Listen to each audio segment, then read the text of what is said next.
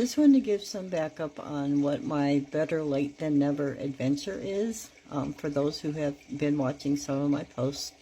I recently retired, and about 9 months ago, went to my doctor, did all the blood work and everything, and my A1C was at 10.4. It was high. He was concerned, wanted to put me on metformin, and I said, no, please, let me do it myself. Let me do some research and experiment and control with what I'm eating, and see if I can get it down myself. I don't want to be on medications all the rest of my life. So he reluctantly let me do that, and 3 months later I had lowered it down to 9 point something, and then 3 months later it was down to 7.4, and then 3 months ago, my last appointment, it was down to 5.7, and he was so happy. He was thrilled. He said, you know, most people don't want to be on medications. They tell me they don't want to. They'd rather control it themselves, but they end up coming back because they can't. And they don't, you know, so they have to go on a medication. He goes, but you did it. He goes, I'm so happy because I can't. He was like dancing around the office. So I see him again in another 3 months for tests. But all of my blood work, not just the A1C, but everything was in the normal ranges. And he was thrilled with that. He couldn't argue. And I told him, I said, well, I'm an intelligent woman. I can do research and I can experiment. And, you know, and I can bring that down myself just by controlling what I eat and what I don't eat. And so I've mainly been concentrating on eating good protein, good fat sources, getting rid of any processed food. So anything that has seed oils or other things that you can't pronounce, getting rid of anything that's pre-made. And it really makes me angry at the big food processors because they're adding all this crap and garbage to our food and what we think in America as our normal food grocery resources. But they're garbage and they're trash. And that's why 2/3 of Americans are obese, because of, it's not that they're trying to be obese. They're trying to eat bad, but they're trying to eat on a budget. And, you know, the cheapest way to eat is by buying all these processed foods. At least that's what they think. And so it affects their health in so many negative ways. So I've cut out anything processed, and I really concentrate on really good, healthy vegetable greens and the vegetables that are non-starchy.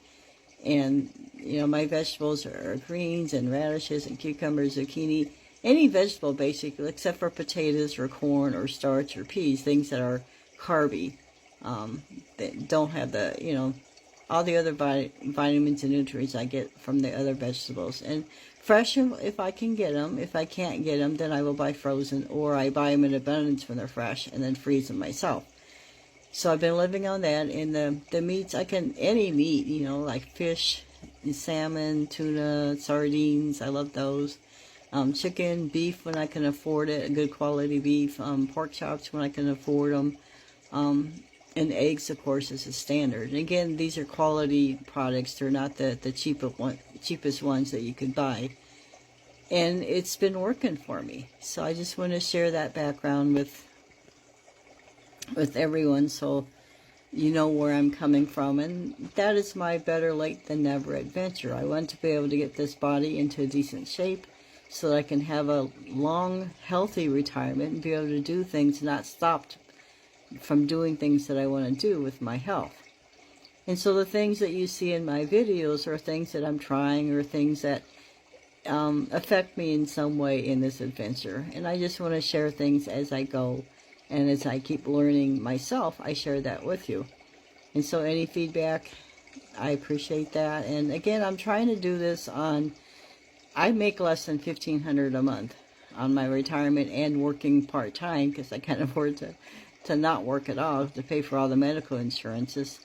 So I'm trying to do this on a very low income too, which is another big part of the adventure. And if I know that you can too, that's what I'm trying to say, that even those of us who are stuck in a very low income bracket, we can still make that positive change in our life. And I just want to encourage you, just go for it. Do control what you control. Cut out the things that you can a little bit at a time, you know, so you're not in shock. But you'll see positive changes as you start cutting out the bad foods and adding good, healthy foods instead.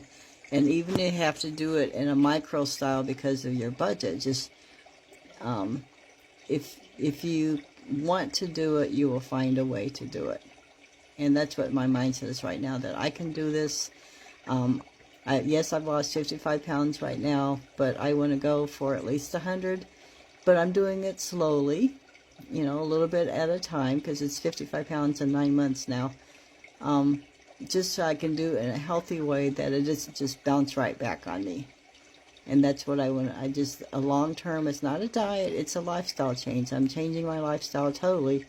And yes, it focuses a lot around what I'm not eating or eating.